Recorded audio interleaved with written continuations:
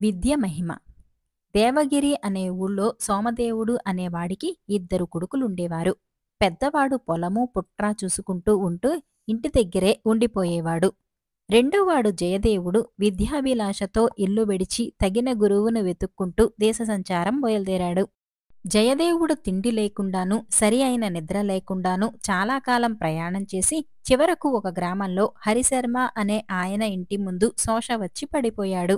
హరిశర్మ జయదేవుణ్ణి తన ఇంటి లోపలికి తీసుకుపోయి తాగటానికి నీరిచ్చి స్నానం చేయించి భోజనం పెట్టి అతడి సమాచారమంతా తెలుసుకున్నాడు. జయదేవుడు విద్యాభిలాషతో ఇల్లు వదిలిపెట్టి మంచి గురువు కోసం తిరుగుతున్నాడని విని హరిశర్మకు చాలా సంతోషమైంది. ఆయన గొప్ప పండితుడు. అందుచేత జయదేవుణ్ణి 3 ఏళ్లపాటు తన ఎంటనే ఉంచుకుని భోజనం పెట్టి చదువు చెప్పాడు. జయదేవుడు సూక్ష్మబుద్ధి కావటం చేత ఆ 3 ఏళ్ల కాలంలోనే గురువుగారికి తెలిసిన విద్యలన్నీ నేర్చేసుకున్నాడు.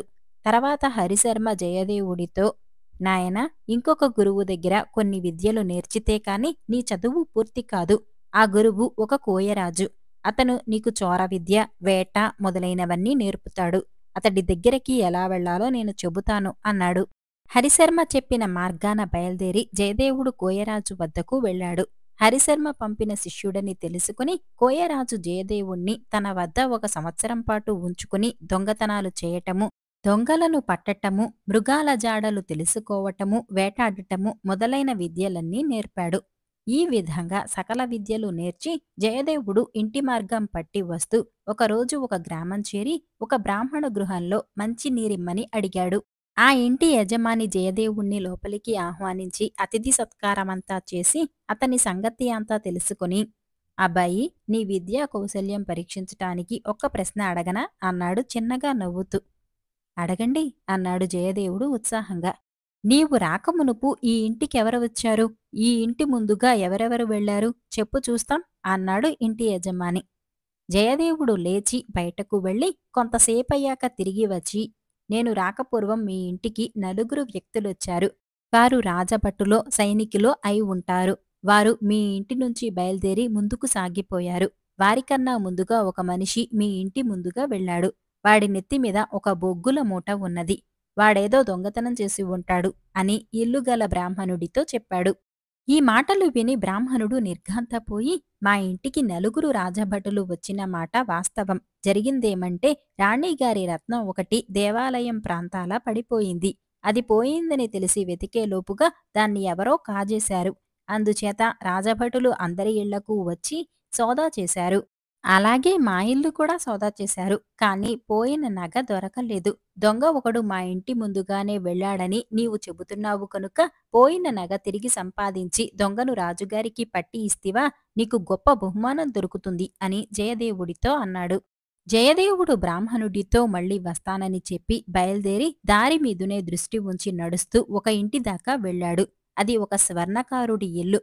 జయదేవుడు లోపలికి వెళ్లి స్వర్ణకారుడితో బంగారం ధర గురించి, అతను చేసే కొత్త కొత్త రకాల నగల గురించి కాసేపు మాట్లాడి సెలవు తీసుకున్నాడు. తర్వాత అతడు బ్రాహ్మణుడి వద్దకు తిరిగి వచ్చి, దొంగను పట్టి ఇవ్వగలను, రాజభటులను పిలిపించండి అన్నాడు. బ్రాహ్మణుడు రాజభటులకు కబురు పంపి జయదేవుడితో, అయితే నాయనా, ఇదంతా నీవు ఎలా కనుక్కోగలిగావు అని అడిగాడు. సైనికులు, యుద్ధ విద్య నేర్చిన భటులు నడిచేటప్పుడు వారి అంగలు ఒకే ప్రమాణంలో ఉంటాయి. వారు బారు తీరి నడుస్తారు. పాదాలు 2 ఒకే ఊతంతో వేస్తారు. అంచేత అడుగుజాడలను బట్టి 4 మనుష్యులు మీ ఇంటికి వచ్చారని, వారు సైనికులు గాని భటులు కాని అయి ఉంటారని తేలికగా ఊహించాను. వారు మీ ఇల్లు దాటి ముందుకు పోవటం కూడా నాకు స్పష్టంగా కనిపించింది అన్నాడు జయదేవుడు.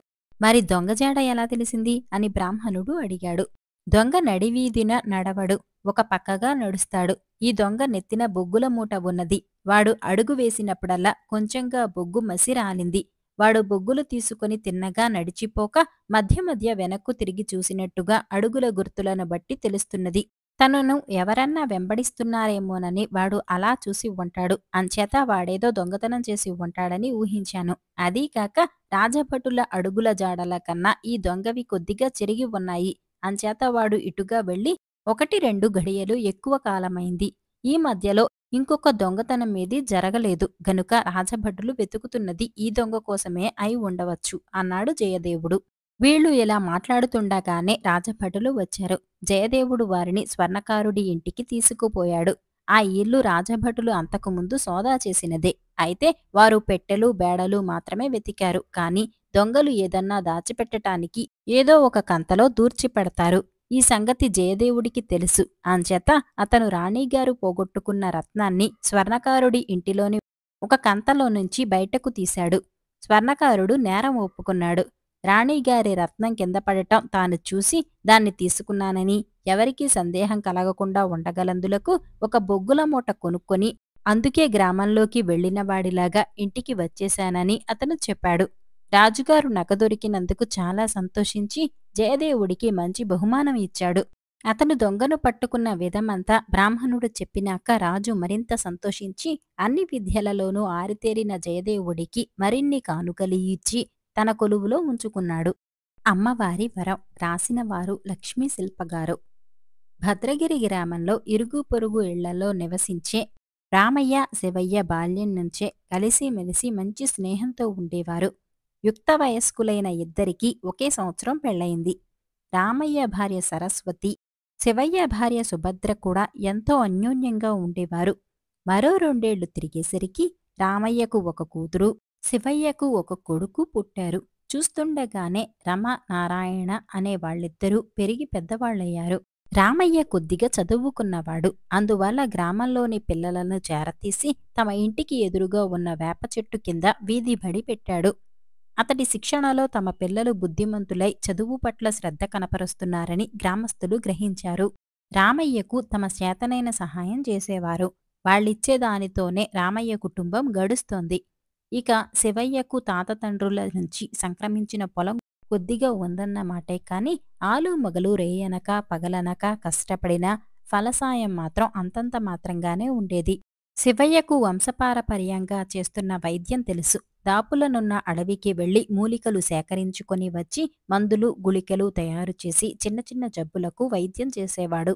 అతనికి హస్తవాసి కలవాడనే పేరున్నది. ఉన్నవాళ్లు ఎంతో కొంత ముట్ట చెప్పేవారు. లేనివారిని అసలు అడిగేవాడు కాదు. మిత్రులిద్దరూ అప్పుడప్పుడు చెరువుగట్టు వద్ద కలుసుకుని కష్టసుఖాలను చెప్పుకునేవారు. అలా ఒకనాడు మాట్లాడుకుంటూ ఉండగా రామయ్య, నీకేం బుద్ధిమంతుడైన కొడుకును కన్నావు, పైగా వైద్యం నేర్చుకోమని పట్నం పంపేశావు. నేను ఆడపిల్ల తండ్రిని. నా బిడ్డ రమ బంగారు తల్లే కాని దేవుడెందుకో ఆమెను నల్లగా పుట్టించాడు. ఎంత ప్రయత్నించినా పెళ్లి సంబంధం కుదరటం లేదు అన్నాడు బాధగా. బాధపడకు రామయ్య, రమకని ఒకడు పుట్టే ఉంటాడు. నీ మంచి మనసుకు అంతా మంచి జరుగుతుంది అని ధైర్యం చెప్పాడు శివయ్య.